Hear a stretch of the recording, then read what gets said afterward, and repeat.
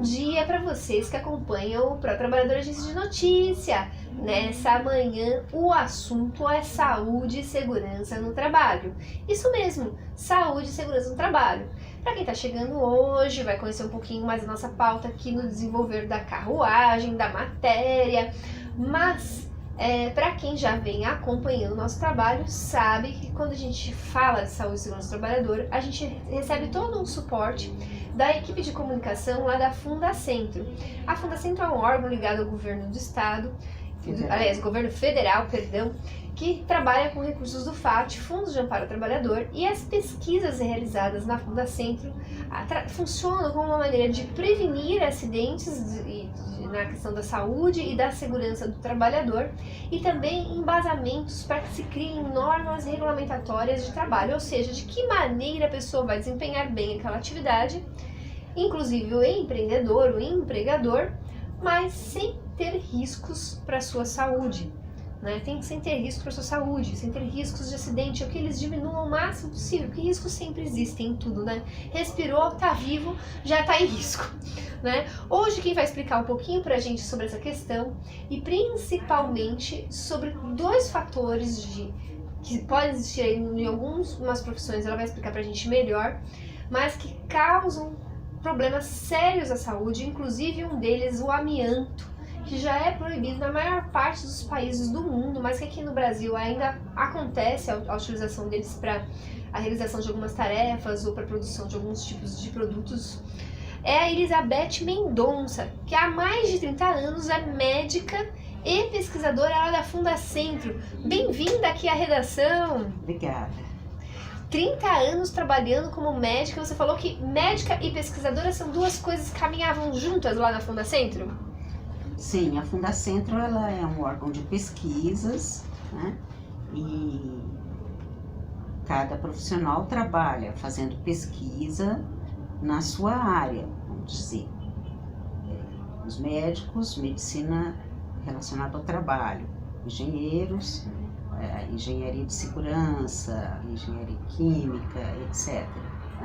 Então, as pesquisas são direcionadas para as áreas específicas. E como médica pneumologista, engasguei aí na palavra, você se especializou e em razão de você ter identificado vários casos de contaminação do pulmão com amianto ou com o...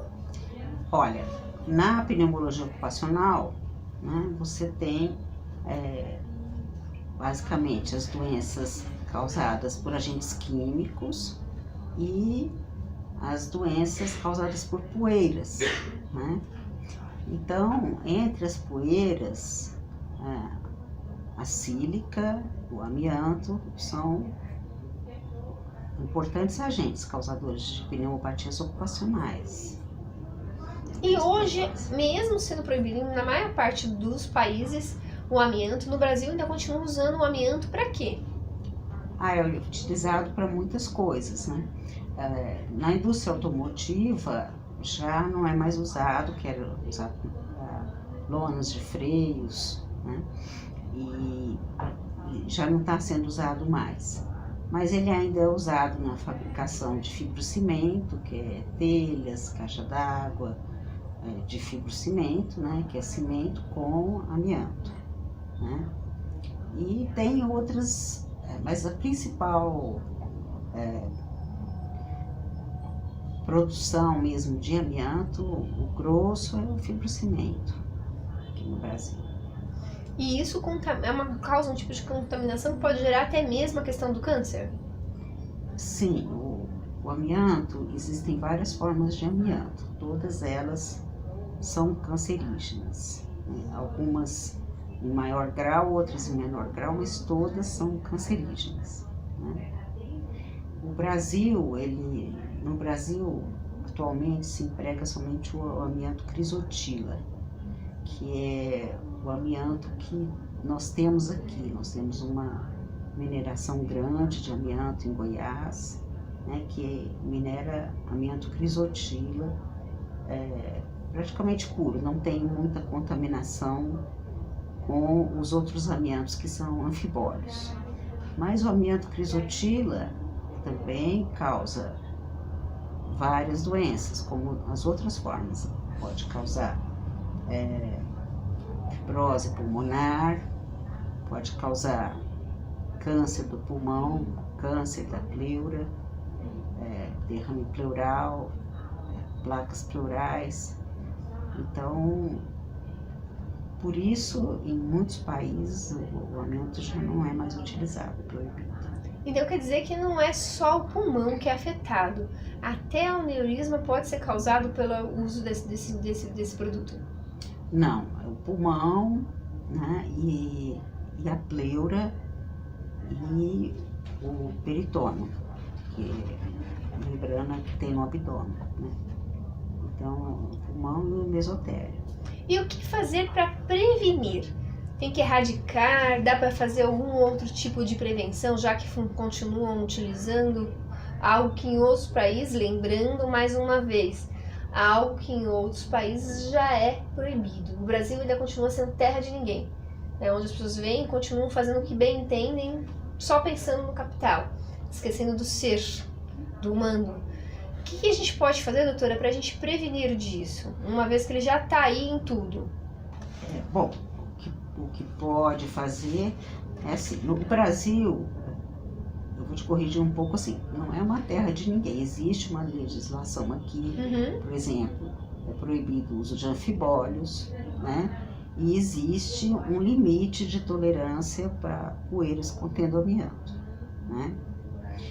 Mas mesmo obedecendo esse limite, o que pode não acontecer em muitos lugares, muitos ambientes de trabalho, você sabe que muitos ambientes de trabalho, os limites de tolerância não são obedecidos, né? Para qualquer substância. Mas mesmo obedecendo esses limites, ainda existe o risco de você ter alguma doença relacionada, principalmente o câncer, porque o câncer ele não existe limite de tolerância para substâncias cancerígenas. Não existe. Não existe. Então,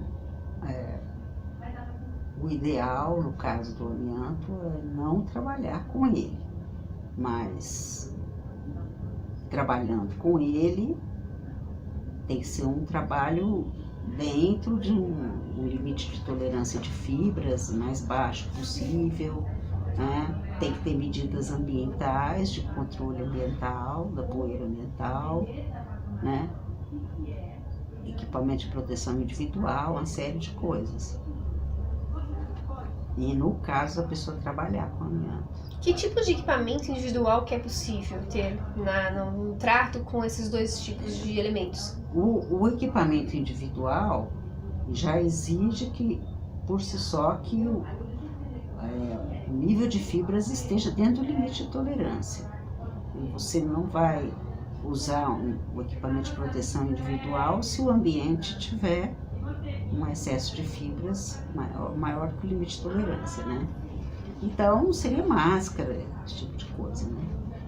Mas tem uma série de outras coisas também, uma série de coisas que estão na legislação, por exemplo, a roupa, que o trabalhador trabalha num ambiente com amianto, ele não pode levar essa roupa para outros lugares, tem que deixar ali, tem que ser lavada ali, uma série de medidas. Mas o ideal é eliminar o amianto, porque se você tem uma substância comprovadamente cancerígena, e que você pode substituir por outras, existem formas de você substituir, né? Então por que usá-la, né? Então não tem sentido mesmo. E o importante é que o amianto ele é um material muito perigoso porque ele fica no ambiente durante muitos anos, ele não decai. Então, vamos dizer, você tem lá uma caixa d'água de fibrocimento. Aí você pega essa caixa d'água e tira daquela casa. Não pode descartar, por exemplo, num lixo comum de entulho. Você não pode descartar em qualquer lugar. Você vai ter que descartar numa área especial, porque contamina os nossos lençóis freáticos, contamina o nosso solo. Vai contaminar o solo, né? Então, aquilo ali vai ficar ali. Então, o material cancerígeno. Então, existem aterros já Você não pode descartar, por exemplo, jogar um material com amianto numa caçamba comum. Você tem que encomendar uma caçamba que depois vai depositar numa área específica. Então é bem complexo o processo. Nesses 30 anos como pesquisadora, médica lá da Fundacentro, acabou de aposentar a doutora Beth, que ela me permitiu chamar assim, né? Elizabeth Mendonça, doutora Beth, como é conhecida lá pelos amigos da nossa querida Fundacentro. Nesses 30 anos, já aposentando, o que a doutora sonha, assim, em termos de... O que acredita que é possível realmente ser feito para que a gente não tenha mais esse malefício entre a gente? Tem experiências que vocês pesquisaram de outros países, que vocês trouxeram para cá, para compartilhar, gerando espelhos afirmativos? Como é que está caminhando isso? Porque para a maioria de nós, a gente nem tá aí, a gente nem ouve falar, né, sobre, a gente não veio na imprensa em lugar nenhum. Na questão do amianto, o ideal é mesmo proibir, né? E não só proibir, porque você tem que remover esse material, como foi feito, por exemplo, na Europa, você tem que remover dos locais onde ele esteja, fazer uma remoção adequada, não pode abandonar esse material, né? E as pessoas que se contaminaram no trabalho, tudo, tem que ser acompanhadas, porque são doenças que têm um período de latência grande, significa que a pessoa se expõe hoje e vai ter problemas daqui a 10 anos, 20 anos, 30 anos. Então, um longo período de segmento dessas pessoas, tem que estar acompanhando isso.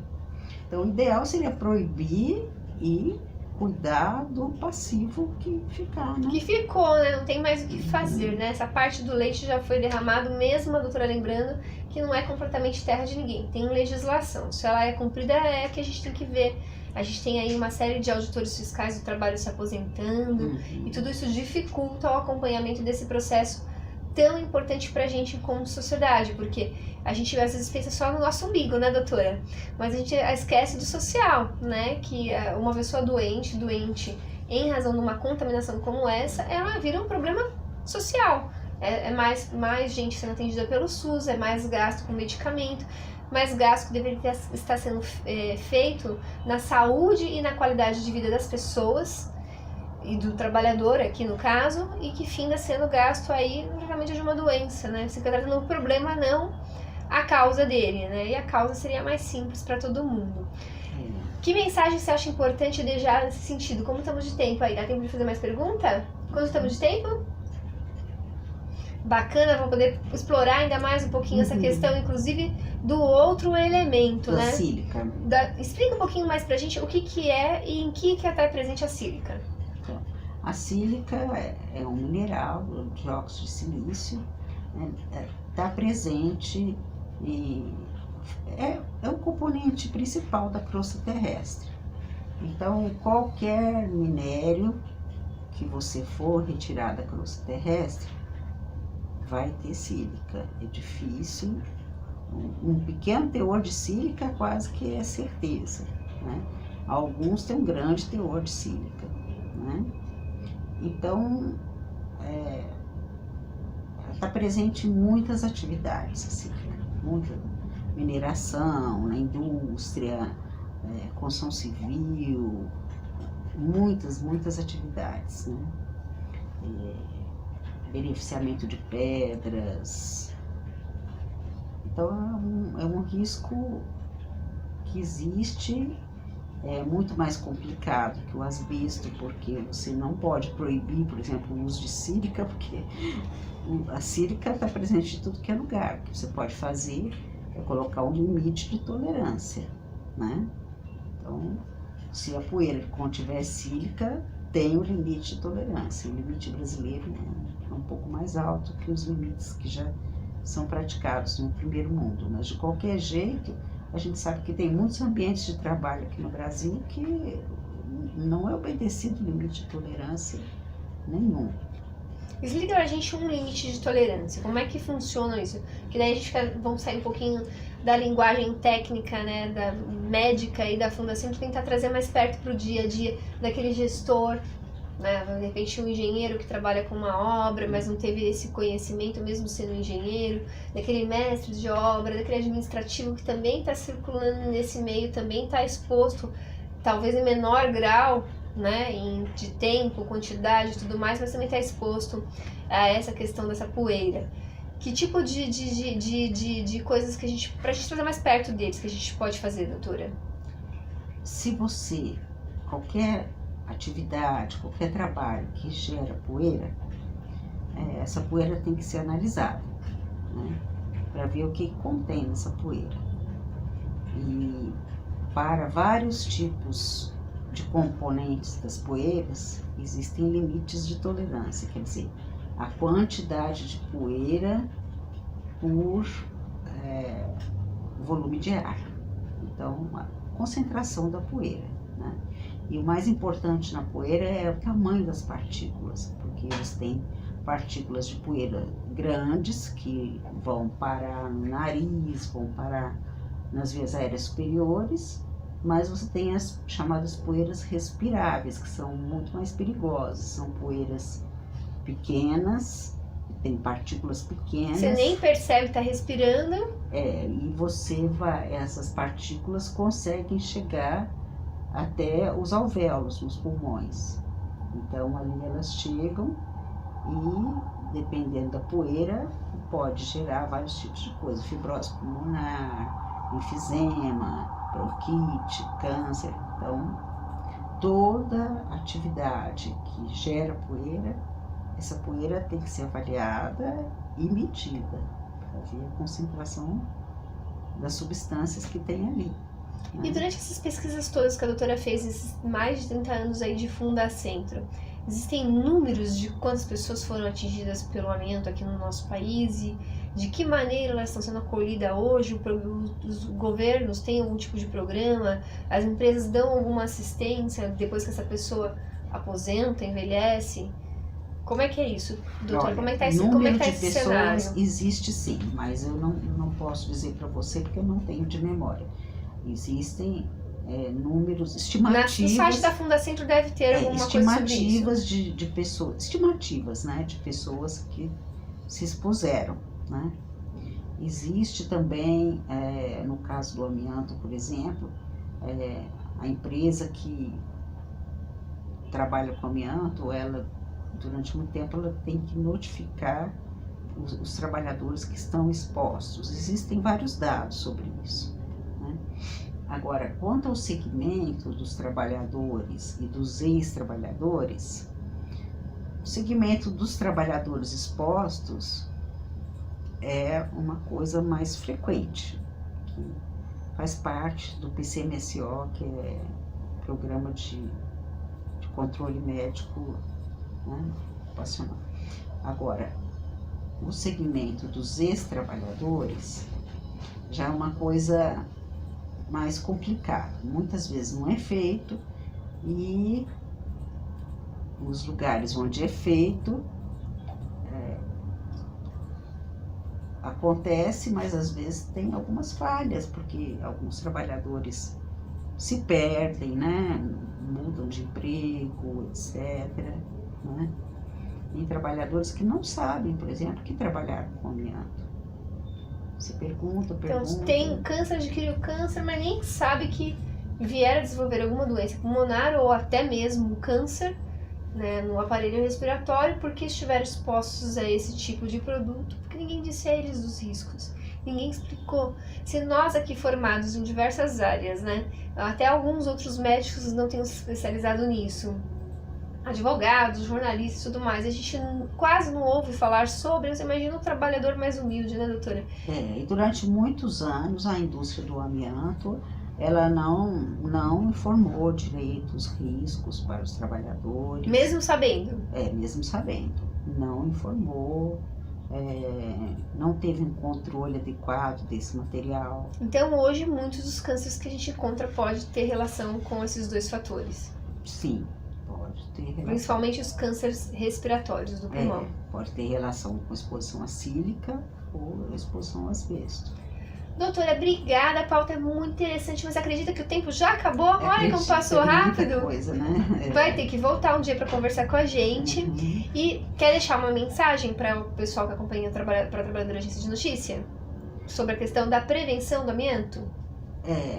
Eu acho que o importante é que o trabalhador exposto à poeira, seja ela qual for, procure saber que poeira é essa e se a empresa está tomando todas as providências necessárias para que essa exposição não seja prejudicial a ele. Então, o trabalhador também tem que procurar saber. Também procurar se comprometer, afinal de contas, da tua vida. O maior interessado é o dono da própria vida, né? Para saber outras informações, tem algum telefone ou e-mail de contato? Eu tenho um e-mail que é bet.celi, que é COELI, @gmail.com. Mas o site da Fundacentro é um excelente lugar para a pessoa se informar sobre doenças assim, relacionadas à exposição a poeiras e agentes químicos, etc. Então, procurar o site da Fundacentro sempre é bom. Então, obrigada mais uma vez por essa participação, que você tenha uma boa aposentadoria, que continue e depois logo volte colaborar com a gente aí de alguma forma, com todo esse conhecimento adquirido. Agradecimento a toda a equipe lá da Fundacentro, parceiraça nossa aqui na questão da saúde e segurança do trabalhador. A Deus Pai Todo-Poderoso, que a gente possa continuar aqui à frente dessa ferramenta de comunicação, levando para vocês informações que transformem, ou seja, que faça a diferença aí, que você tenha mais saúde e qualidade de vida, é o que a gente deseja. Até mais!